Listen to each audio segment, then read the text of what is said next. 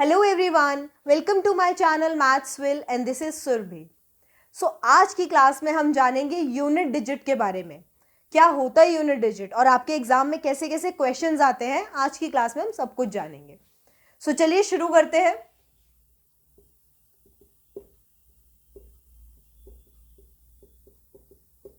Unit digit यानी कि इकाई अंक। अब क्या है ये इकाई अंक? आप लोगों ने बहुत सारे नंबर्स देखे होंगे, बहुत बड़े बड़े भी और छोटे से छोटा नंबर भी, लेकिन उसके अंदर एक अंक रहता है। नंबर का क्या मतलब है? एक अंक। तो उसमें भी जो आपका इकाई स्थान यानी कि प्लेस वैल्यू अगर आपने पढ़ा हो तो वंस डिजिट, उसको कहते हैं हम इकाई अंक। थोड़ा सा और जान लेते हैं प्लेस वैल्यू के बारे में। जैसे कि आप लोगों के पास एक नंबर है 1259। इसको आप कैसे लिख सकते हैं? याद है थर्ड स्टैंडर्ड में टीचर एक टेबल बनवाती थी, ones, tens, 100, 1000, 10,000, lakh and so on.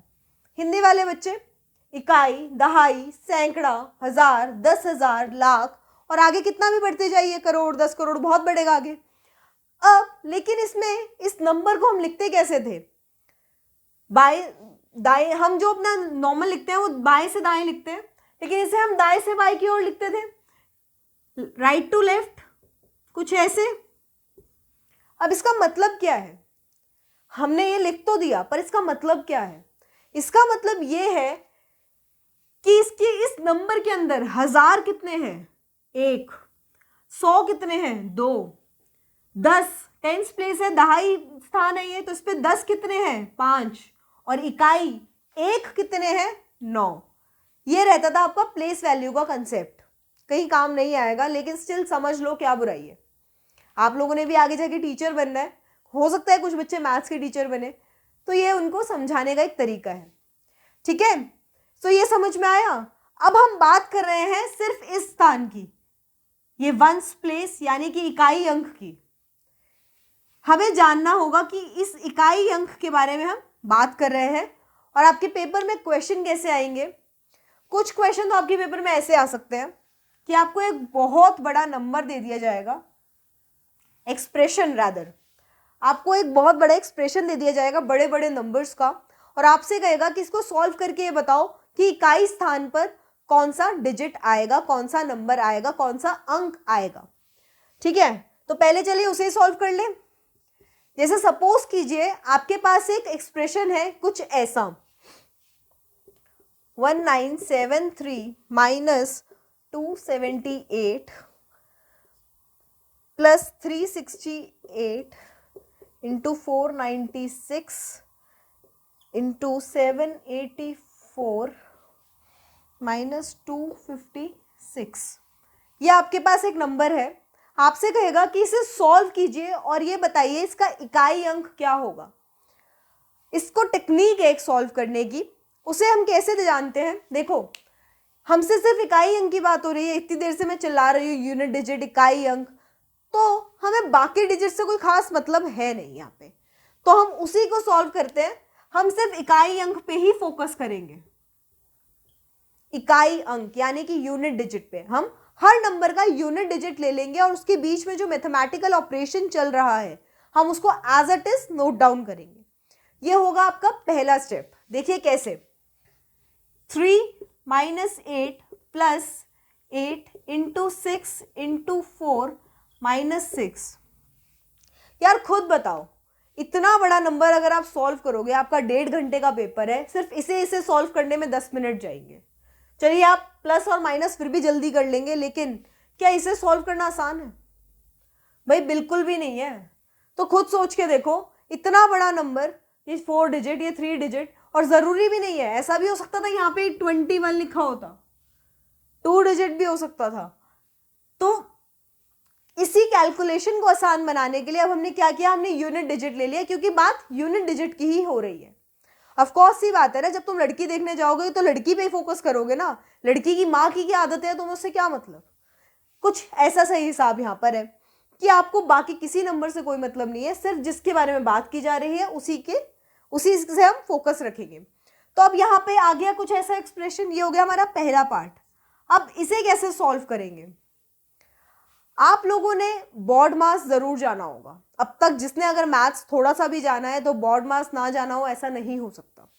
लेकिन फिर भी अगर किसी बच्चे को कोई डाउट है या नहीं सुना है तो आज आप अच्छे से समझ लेना। बॉड मास,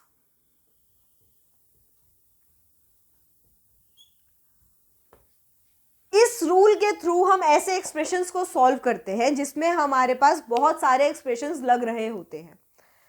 तो इसमें क्या ये रूल कहता है, हिंदी वाले बच्चे थोड़ा समझने की कोशिश करना, कुछ हार्ड एंड फास्ट इसमें इंग्लिश नहीं होगी, लेकिन थोड़ा आप कोशिश कीजिएगा, बाकी मैं भी जितना हो सकेगा ट्रांसलेट करूंगी। सबसे पहले आता है बी। बी का मतलब होता है ब्रैकेट्स। ब्रैकेट्स किसे कहते हैं? देखो आपने बहुत जगह देखा होगा, कुछ कुछ ऐसा लिखा रहता है, ये होते हैं ब्रैकेट्स। और इन्हें भी सॉल्व करने का एक रूल होता है। सबसे पहले आपके नॉर्मल ब्रैकेट्स सॉल्व होते हैं, फिर होते हैं आपके स्क्वायर ब्रैकेट्स सॉल्व, और फिर होते हैं आपके कर्ली ब्रैकेट्स सॉल्व। आया समझ? सिंपल है। सबसे पहले नॉर्मल ब्रैकेट्स, फिर स्क्वायर ब्रैकेट्स और फिर कर्ली ब्रैकेट्स, ये तरीका रहता है। यानी कि अगर आप इस क्वेश्चन में देखें तो आप सबसे पहले 3 और 6 को सॉल्व नहीं करने बैठेंगे, क्योंकि ये भी एक ब्रैकेट में है। सबसे पहले आप सबसे छोटा ब्रैकेट ढूंढेंगे, इसको सॉल्व करेंगे, फिर इसको सॉल्व करेंगे और फिर इसको सॉल्व करेंगे।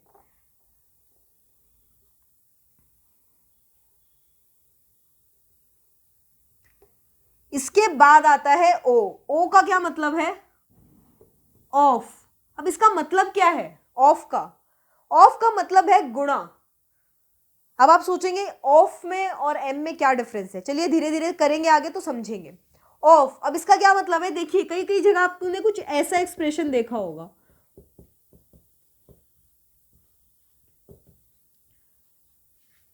ऐसा एक्सप्रेशन देखा है बहुत जगहों पे। तो इसमें ऑफ, अगर आपके पास सारे कुछ नंबर्स, कुछ ऑपरेशंस हैं, तो आप सबसे पहले ऑफ ढूंढते हैं और सबसे पहले ऑफ को सॉल्व करते हैं, उसके बाद कोई और एक्सप्रेशन लगाते हैं ब्रैकेट्स के बाद। तो यहां पे ऑफ सॉल्व करने के लिए आप सबसे पहले इसको ऐसे लिखेंगे, 12 डिवाइडेड बाय 6 इंटू 5। आया समझ? तो नेक्स्ट होगा आपका ऑफ। ऑफ का मतलब भी मल्टीप्लीकेशन, गुणा ही होता है। नेक्स्ट आते हैं डी। डी का मतलब होता है डिवीजन। डिवीजन यानी कि भाग देना। अब जब आपके पास ऑफ सॉल्व हो चुका है तो अब आप नेक्स्ट ढूंढेंगे डिवीजन, ये वाला साइन, और इसे सॉल्व करेंगे। तो इसे हम सॉल्व करेंगे 12 डिवाइडेड बाय 6 इंटू 5, और ये 2, तो ये हो जाएगा 2 इंटू 5। नेक्स्ट आता है आपका एम। एम यानी कि मल्टीप्लीकेशन। मल्टीप्लिकेशन, यहां ध्यान देने वाली बात है, ऑफ का मतलब भी गुणा है और एम का मतलब भी मल्टीप्लिकेशन यानी कि गुणा ही है। लेकिन जब एक ही एक्सप्रेशन में दोनों हो तो पहले हम ऑफ को सॉल्व करते हैं, फिर हम डिवीजन को, और फिर हम मल्टीप्लिकेशन को। आई बात समझ में? यानी कि अगर यहां पे कुछ ऐसा लिखा था तो आप ऐसा नहीं कर सकते थे, 12 डिवाइडेड बाय 30, ये पूरी तरीके से गलत है, ये सही नहीं है। पहले आपने डिवीजन को सॉल्व किया, उसके बाद मल्टीप्लिकेशन को सॉल्व करेंगे और आपका आंसर आएगा सही 10। क्या ये आ रहा है? नहीं आ रहा ना भाई? खुद देखो, 12 डिवाइडेड बाय 30 किसके बराबर है? 6 से कटेगा 2, 6 से काटा 5, क्या ये 30 के इक्वल है? 10 के इक्वल है? नहीं ना। और सही आंसर ये है। कहने को आप लोगों ने पूरे तरीके से यहाँ पे भी सही किया है, सही कैलकुलेशन की है, लेकिन तरीका, रूल हमारा ये कहता है। तो हमारा आंसर है 10। तो इसी को ध्यान में रखते हुए आप ये चीज बिल्कुल ध्यान में रखिएगा कि ऑफ, अगर ऑफ है तो सबसे पहले ऑफ, फिर डिवीजन, फिर मल्टीप्लिकेशन। नेक्स्ट आता है आपका ए, एडिशन, यानी कि योग, ऐड करना। तो जहां पर ये सब सॉल्व हो गया हो उसके बाद हम ढूंढेंगे ये वाला साइन अपने एक्सप्रेशन में। और नेक्स्ट आते हैं सब्ट्रैक्शन, यानी कि घटाना, माइनस साइन ढूंढेंगे। ओके, सो ये कहता है हमारा बॉड मास रूल। अब आते हैं अपने क्वेश्चन पे। तो चलिए, यहां पे भी कुछ ऐसे हैं, बहुत सारे साइंस हैं। तो साइंस के हिसाब से देखेंगे सबसे पहले ब्रैकेट्स, क्या यहाँ ब्रैकेट्स है? नहीं है। ऑफ है कहीं पे? नहीं है। डिवीजन है? लकीली वो भी नहीं है। अब नेक्स्ट क्या है? मल्टीप्लिकेशन। तो क्या है? मल्टीप्लिकेशन है। तो सबसे पहले आप मल्टीप्लिकेशन सॉल्व करेंगे, जो जैसा लिखा है उसे लिखे रहने दो, मल्टीप्लिकेशन पे आओ। तो सेकेंड स्टेप, प्लस 8 6 48, 48 4 भाई 48 4 अपने आप में एक कैलकुलेशन है कि नहीं? लेकिन फिर वही बात मैंने आपसे कहा, अगर हम इकाई अंक पे बात कर रहे हैं तो हम सिर्फ इकाई अंक ही लेंगे, हम ज्यादा चक्कर में नहीं पड़ेंगे और हम सिर्फ इकाई अंक ही लेंगे। और हम यहां से इस 4 को रिमूव कर देंगे और बचेगा 8 8 4 हमें 48 से मतलब ही नहीं है, हमें सिर्फ 8 4 से मतलब था। तो हमने इकाई अंक पे 8 है, हमने 8 ले लिया। फिर से कुछ चेंज आ गया क्वेश्चन में? चलिए, ये सब पॉइंट्स आप लोगों को सिखाने के लिए ही है। प्लीज ध्यान दीजिएगा कि जहां पे कॉम्प्लेक्सिटी आए वहां पे हमें क्या, हमें तो इकाई अंक से मतलब है, यूनिट डिजिट से मतलब है, तो हम यूनिट डिजिट ही निकाल लेंगे। अभी आ गया 3 - 8 प्लस 8 4 32, 32 - 6 आ गया आपके पास फिर से एक एक्सप्रेशन। अब यहां पर एक और कैच है। क्या कैच है? ध्यान से देखिए, 3 - 8 प्लस 32 और -6, ये फिर से हम इसको इकाई अंक ले सकते हैं या छोड़ भी सकते हैं, ऐसा कुछ नहीं है। जब कैलकुलेशन डिफिकल्ट हो रही हो तब बिल्कुल हमें यहाँ पे छोड़ देना चाहिए, लेकिन जब कैलकुलेशन डिफिकल्ट नहीं हो रही है तो हमें क्या प्रॉब्लम है, पढ़े रहने दो। लेकिन चलिए दोनों से सॉल्व करके देखेंगे ताकि हमें समझ में आए कि मैं यहाँ पे क्या समझाना चाह रही हूँ। कुछ नया ही सीखेंगे। देखिए 3 - 8 प्लस 2 - 6, थोड़ा टेढ़ा हो गया 3, कुछ ऐसा बन गया। अब पहले इसे सॉल्व करते हैं। यहां से हमने सिर्फ इकाई अंक लिया है इसलिए मैंने ये अलग से लिखा है। इसे सॉल्व करेंगे। अब हमने मल्टीप्लिकेशन सॉल्व कर ली, उसके बाद क्या आता है? एडिशन। तो एडिशन करेंगे, जो जो प्लस में है उन्हें ऐड कर दो। तो प्लस में क्या है? 35 -8 -6, भाई 35 हो गया ना ये, -8 -6, जो माइनस में है उसे माइनस करते जाओ। तो 35 - 8 और फिर उसके बाद -6, तो ये आपका आंसर आ जाएगा 1 और 21। अब आप एक चीज देखो ध्यान से कि ये जो आपके पास आंसर आया है 21, इसमें हमारा यूनिट डिजिट क्या है? हमें 21 से कोई मतलब नहीं है, हमें यूनिट डिजिट से मतलब है। तो हमारा यूनिट डिजिट क्या है? हमारा यहाँ यूनिट डिजिट है 1 और यही हमारा आंसर है। आ गया आंसर? और आप चेक करके देख लो, बेशक कैलकुलेटर लेके बैठो, बोर्ड मास का रूल लगाओ और चेक करो क्या यही आंसर आ रहा है। बिल्कुल यही आएगा, जो भी नंबर आएगा बड़े से बड़ा, भाई इसको सॉल्व करो कुछ बड़ा नंबर आएगा, लेकिन कोई भी नंबर आएगा उसके यूनिट डिजिट पे 1 ही होगा। चलिए अब इससे सॉल्व करके देखते हैं। 3 - 8 प्लस 2 -6, मैंने बताया पहले जो जो प्लस है उन्हें ऐड कर लो। तो ये क्या हो गया? ये 5 हो गया, -8 -6। अब 5 - 14 या 14 नहीं, चलो ऐसे ही कर लो, -3 -6, आंसर आ गया -9। भाई पता है ना कि माइनस माइनस प्लस हो जाता है, ये भी वही चीज हुई यहाँ पे। 5 - 8 -3 और -6 एज इट इज, और ये दोनों प्लस हो रहे हैं तो ये 9। इसको आप ऐसे भी कर सकते थे कि -8 - 6 क्या हो गया? 14 हो गया, प्लस प्लस वो माइनस माइनस प्लस हो गया, तो ये हो गया 5 - 14, तो ये वापस आ गया -9। ठीक है, ये छोटी छोटी चीजें हैं, समझ लीजिए। ये आ गया -9। अब क्या आप एक चीज बताओ, आपने आज तक कोई नंबर ऐसा देखा है 1 2 5 और ये 9? भाई नहीं देखा होगा, ऐसा होता ही नहीं, क्योंकि नंबर या तो पूरा माइनस में होगा नंबर या फिर नहीं होगा। ये कौन सा तरीका है? लेकिन यहां तो कुछ ऐसे ही शो हो रहा है। एक चीज बताओ, ये कैसे आ सकता है और इसको हम कैसे सॉल्व करते हैं?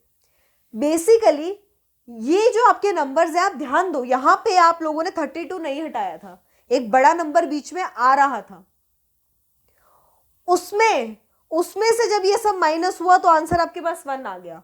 तो इसका मतलब यहां पर भी कुछ ना कुछ रहा होगा, कुछ भी। तो ये एक नंबर है, इसमें से माइनस हुआ नॉर्मल, तो आपके पास 21 आया, आपके पास आंसर 1 आ गया। लेकिन अगर ये 5 में से माइनस हो रहा है तो यहाँ पे मतलब कुछ एक नंबर रहा होगा ना, इतने छोटे तो नंबर है नहीं, कुछ ना कुछ x y z और फिर 5 रहा होगा, उसके बाद -8 और -6 रहा होगा। तो यहाँ पे यानी कि 10th प्लेस पे कुछ रहा होगा, 100 प्लेस पे रहा होगा, 1000, हमें नहीं पता कितना रहा होगा, पर कुछ तो रहा होगा। तो जब आप एक नॉर्मल कैलकुलेशन करते हैं, नॉर्मल जब आप माइनस कुछ करते हैं तो कुछ ऐसा नहीं करते कि 45 - 19, तो आप उसमें क्या करते हैं, जब आपको दिख रहा है कि यहाँ से ये बड़ा है तो आप इस टेंस वाले से उधार लेते हैं, दहाई अंक से एक उधार लेते हैं। तो वो उधार कैसे लेते हैं, कुछ ऐसे। तो यहाँ पे ये क्या होता है, हम ये जो भी ये नंबर होता है, ये नंबर कुछ भी जो होता है, इसमें हम +10 करते हैं और फिर उसमें से माइनस करते हैं, तभी तो ये 15 - 9 हुआ कि नहीं। तो इसे हम बोरो करते हैं, इंग्लिश में कहते हैं हम, और हिंदी में उधार ले लिया हमने इससे। तो जब हमने ये बोरो किया यहाँ पे, तो अब हमारे पास आंसर आ गया सही से 6 आया कि नहीं आया। तो इसी तरीके से अगर हमारे पास आंसर यहाँ -9 आ रहा है तो एक 10th प्लेस से एक दहाई अंक से हम एक 10 उधार ले सकते हैं ना। हम एक उधार नहीं लेते, ये स्कूल्स में गलत सिखाया गया होता है कि कहते हैं हम साथ वाले से एक उधार एक नहीं लेते, हम 10 उधार लेते हैं उससे। भाई उसके पास एक है ही नहीं, दहाई अंक पे, दहाई स्थान पे आपके पास 10th प्लेस पे 10 होता है, ना कि 1। तो ये हमें पूरा का पूरा 10 देता है जो हम इसमें ऐड करते हैं। तो हम यहाँ पर भी तो इस -9 को इसके दहाई अंक से, दहाई स्थान से हम एक 10 ले सकते हैं। तो जैसे ही हमने यहाँ पे एक 10 लिया तो ये हो गया 10 - 9 और अब आ गया ये 1। क्या आंसर सेम आ गया? आई होप आप सब लोगों को अच्छे से क्लियर हुआ होगा। नहीं हुआ होगा आप कमेंट बॉक्स में मुझे बता सकते हैं, मैं फिर से एक्सप्लेन करने की कोशिश करूंगी। लेकिन दोबारा देख लीजिए कि यहाँ पे हमने बेसिकली बोरो का कंसेप्ट है, जो हम यहाँ पे अगर माइनस में आ जाता है आंसर, जरूरी नहीं है कि हमेशा प्लस में ही आए। हो सकता था यहाँ पे तो चलो फिर भी हमें नंबर मिल गया, हो सकता था यहाँ पे ×7 कुछ और होता, बड़ा नंबर होता, तो ये 32 - 42 हो जाता, फिर ये -10 हो जाता। तो जरूरी नहीं है कि हमने यहाँ नहीं लिया, तो अगर ऐसे पॉसिबल था हमने ऐसे सॉल्व किया तो जरूरी नहीं है। हो सकता है आपके पास जो क्वेश्चन आए उसमें ऐसा कुछ बने ही ना, उसमें सीधा ऐसा ही बने। लेकिन आपको कंसेप्ट पता होना चाहिए, अगर आपका आंसर माइनस में आ रहा है तो उसे चुपचाप 10 में से घटा दो और जो भी आंसर आए उसे लिख दो।